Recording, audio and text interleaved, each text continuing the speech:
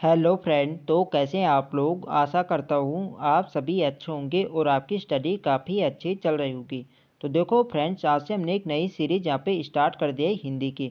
उत्तराखंड तो आपके यहाँ पे लगभग यहाँ पे कंप्लीट यहाँ पे हो गया है। तो आप लोग उत्तराखंड को आप यहाँ पे प्लेलिस्ट में जाके यहाँ पे देख सकते हैं। उत्तराखंड के हमारे यहाँ पे रिविजन क्लास यहाँ पे चल रही है, तो आप लोग प्लेलिस्ट में जाके यहाँ पे देख सकते हैं।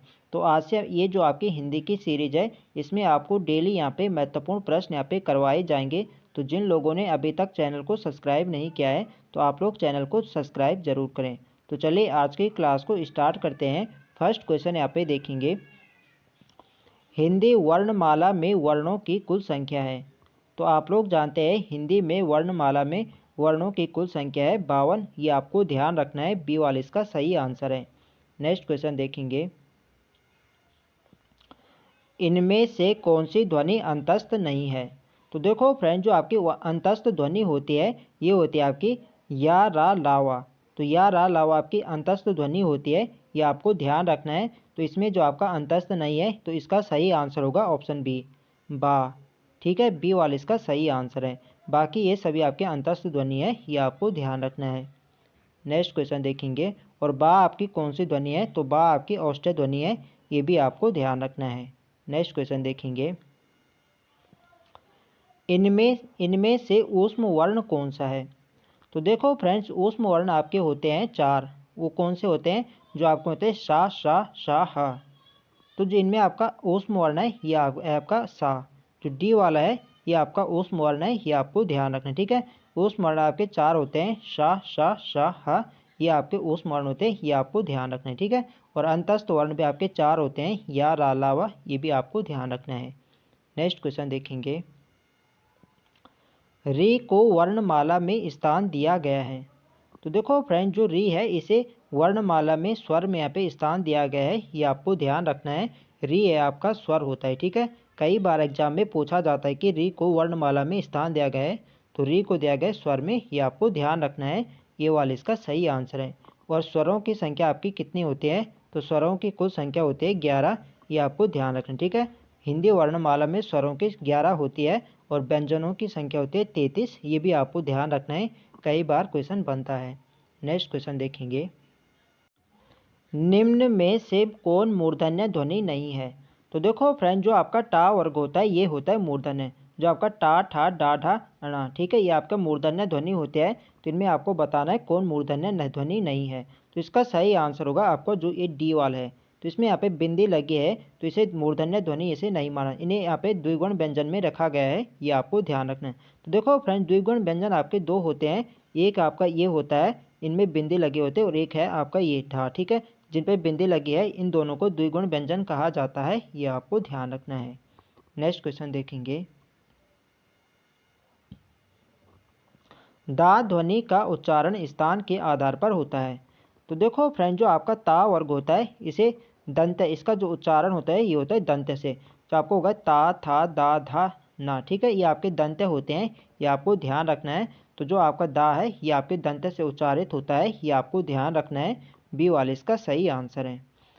नेक्स्ट क्वेश्चन देखेंगे, तो देखो फ्रेंड्स, वीडियो पसंद आ रही तो फ्रेंड्स वीडियो को लाइक करें, शेयर करें, और जो लोग चैनल पर नए हैं चैनल को सब्सक्राइब करें। नेक्स्ट क्वेश्चन है हमारा, निम्न में से कौन सही नहीं है। तो यहाँ पे देखेंगे, ता था दंत्य व्यंजन है, बिल्कुल सही है। अभी मैंने आपको बताया जो ता वर्ग होता है, ये आपका दंत्य होता है, तो बिल्कुल सही है। और व्यंजनों का उच्चारण बिना स्वर के हो सकता है, तो ये यहाँ पे गलत हो जाएगा। बी वाले हमारे यहाँ पे सही आंसर होगा। व्यंजनों का उच्चारण बिना स्वर के यहाँ पे नहीं होता है। व्यंजनों का जो उच्चारण होता है, ये होता है स्वरों की सहायता से, ये आपको ध्यान रखना। ठीक है, और यहाँ पे देखेंगे या वा अर्ध स्वर है, ये बिल्कुल सही है। शा शा शा आपके ऊष्म व्यंजन होते हैं, ये भी बिल्कुल सही है। तो बी वाले यहाँ पे हमारा सही आंसर होगा, व्यंजनों का उच्चारण बिना स्वर के होता है।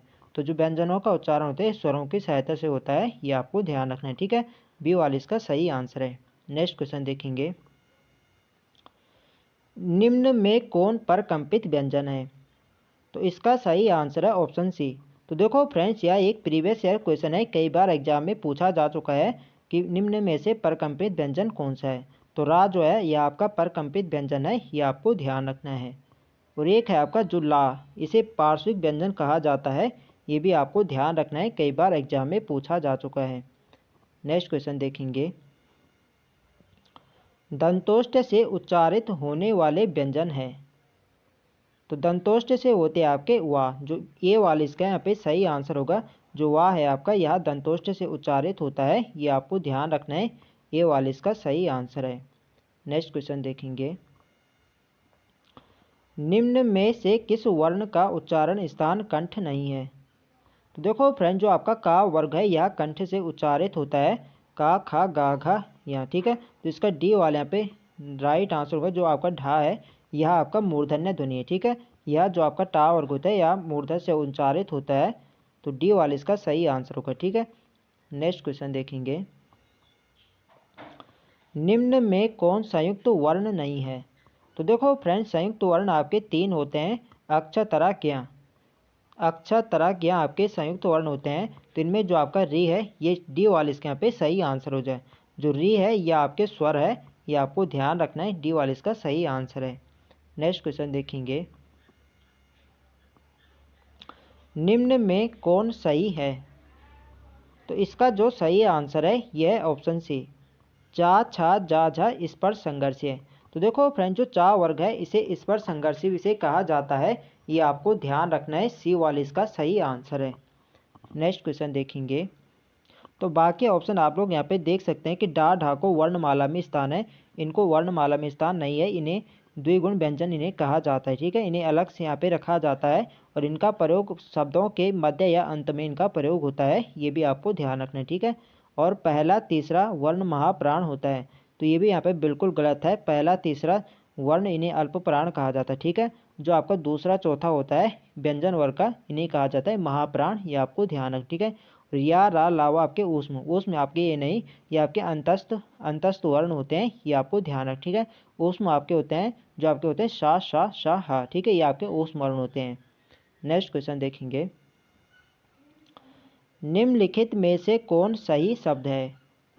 तो यहाँ पे देखें, शुद्ध शब्द के यहाँ पे चयन करना है, तो यहाँ पे देखेंगे परीक्षा, तो इसका जो सही आंसर है यह है बी, परीक्षा आपका ऐसा लिखा जाता है, ये आपको ध्यान रखना है, बी वाला इसका सही आंसर है। नेक्स्ट क्वेश्चन देखेंगे, निम्न में से कौन सही शब्द है। तो यहाँ पे भी यहाँ पे शुद्ध शब्द के यहाँ पे चयन करना है, तो आप लोग यहाँ पे देख सकते हैं पुरुष। तो देखो फ्रेंड, जो पुरुष लिखा जाता है ये लिखा जाता है, इसका बी वाले यहाँ पे सही आंसर होगा, ठीक है। इस पे छोटे ऊ की यहाँ पे मात्रा होती है, पुरुष आपका ऐसा लिखा जाएगा, ये आपको ध्यान रखना है। नेक्स्ट क्वेश्चन देखेंगे, का प्लस ए से निर्मित रूप है। तो का प्लस ए से जो निर्मित रूप है इसका जो सही आंसर होगा ये होगा बी, ठीक है, ये बनेगा के, ठीक है, बी वाले इसका सही आंसर है। नेक्स्ट क्वेश्चन देखेंगे, गा प्लस ऊ से निर्मित रूप है। तो बड़े ऊ की यहाँ पे मात्रा लगेगी, तो इसका बनेगा बी, ठीक है, गु, बी वाले इसका सही आंसर होगा। नेक्स्ट क्वेश्चन देखेंगे, निम्न में से कौन सत्य है। तो यहाँ पे बताना है, यहाँ पे ऑप्शन ए यहाँ पे देखेंगे, स्वर का उच्चारण स्वतंत्र रूप में होता है, तो बिल्कुल सही है। तो ऑप्शन ए ही हमारे यहाँ पे सही आंसर हो जाए। यहाँ पे बताना था निम्न में से कौन सत्य है, तो स्वतंत्र का उच्चारण स्वतंत्र रूप में होता है, ये बिल्कुल सही है। आगे यहाँ पे देखेंगे, व्यंजन हमेशा स्वतंत्र रूप में उच्चारित होता है, तो ये बिल्कुल गलत है। व्यंजन का जो उच्चारण होता है ये स्वरों की सहायता से होता है, ठीक है। अनुस्वर तथा विसर्ग हिंदी में प्रयुक्त नहीं होते, तो ये भी यहाँ पे बिल्कुल गलत है। व्यंजन 2 प्रकार के होते हैं, हास्य और दीर्घ, तो ये भी यहाँ पे बिल्कुल गलत, ठीक है। जो आपके स्वर होते हैं ये होते हैं 2 प्रकार के, हास्य स्वर और दीर्घ स्वर, ठीक है। तो ये वाला इस क्वेश्चन के यहाँ पे सही आंसर है, स्वर का उच्चारण स्वतंत्र रूप में होता है, तो ये वाला इसका सही आंसर है। नेक्स्ट क्वेश्चन देखेंगे, इनमें से ऊष्म ध्वनि कौन सी नहीं है। तो देखो फ्रेंड, जो आप मैंने आपको ऊपर भी बताया, जो ऊष्म वर्ण होते हैं आपके ये होते हैं शा शा शा हा, तो इसका डी वाले यहाँ पे राइट आंसर होगा। जो आपका झा है ये आपका ऊष्म है, जो आपका झा है ये आपका जो चा वर्ग होता है, चा छा जा झा, ये आपके तालव्य वर्ण तालव्य से उच्चारित होते हैं, ये आपको ध्यान रखना है, ठीक है। डी वाला इस क्वेश्चन का सही आंसर है। नेक्स्ट क्वेश्चन देखेंगे, अनुतान का संबंध है। तो अनुतान का संबंध होता है, इसका जो सही आंसर है यह है ऑप्शन बी, उच्चारण के उतार चढ़ाव से इसका संबंध होता है, ये आपको ध्यान रखना है। बी वाला इसका सही आंसर है। नेक्स्ट क्वेश्चन देखेंगे, निम्न में कौन सही है? तो यहाँ पे देखेंगे अल्प प्राण में मुख से वायु की कम मात्रा निकलती है, तो ये बिल्कुल सही है। महाप्राण में मुख से वायु की कम मात्रा निकलती है, तो ये बिल्कुल गलत है। ठीक है, महाप्राण में क्या होते हैं, महाप्राण में जो वायु की मात्रा होती है ये अधिक निकलती है। ठीक है, तो ये वाला ही हमारे यहाँ पे सही आंसर होगा। यहाँ पे बताता है कि कौन सही है। ठीक है, तो ऑप्शन ए हमारा सही है कि अल्प प्राण में मुख से वायु की ध्वनि के कम मात्रा निकलती। ठीक है, ऑप्शन सी यहाँ पे देखें, अल्प प्राण में खास स्वर पर बल पड़ता है, तो ये भी बिल्कुल गलत है। महाप्राण में शब्द के प्रथम स्वर पर बल पड़ता है, तो ये भी बिल्कुल गलत है। ये वाले इस क्वेश्चन का सही आंसर है। नेक्स्ट क्वेश्चन देखेंगे, निम्न में कौन महाप्राण नहीं है? तो देखो फ्रेंड, जो व्यंजन वर्ग का दूसरा और चौथा वर्ण होता है ये होते हैं महाप्राण। तो इनमें बताना है कौन से यहाँ पे महाप्राण है। तो आप लोग यहाँ पे ऑप्शन देख सकते हैं, तो ऑप्शन डी में यहाँ पे दिख रहा है जो पा है। ठीक है, पा आपका यहाँ पे पहला वर्ण आता है, पा फा। ठीक है, तो पा आपका यहाँ पे क्या होगा, अल्प प्राण होगा, ये आपको ध्यान रखना। ठीक है, डी वाला इस क्वेश्चन का सही आंसर है। नेक्स्ट क्वेश्चन देखेंगे, निम्न में से कौन एक अल्प प्राण ध्वनि है? तो अभी मैंने आपको बताया जो व्यंजन वर्ग का पहला और तीसरा और पांचवा वर्ण होता है ये आपके अल्प प्राण होते हैं, और व्यंजन वर्ग का दूसरा चौथा और ये आपके महाप्राण होते हैं। ठीक है, तो ये आप लोग यहाँ पे देख सकते हैं, यहाँ पे बताना है एक अल्प प्राण ध्वनि है, तो यहाँ पे सीधा यहाँ पे दिख रहा है ऑप्शन ए में जो का है आपका, ये आपका अल्प प्राण है, ये आपको ध्यान रखना। ठीक है, बाकी आप लोग देख सकते हैं, खा आपका महाप्राण है, घा आपका महाप्राण है, और धा भी आपका महाप्राण है। नेक्स्ट क्वेश्चन देखेंगे, निम्न में से किस शब्द की वर्तनी शुद्ध है? तो आप लोग यहाँ पे देख सकते हैं, कई बार यह क्वेश्चन एग्जाम में पूछा जा चुका है कि आगामी किस प्रकार से लिखा जाता है।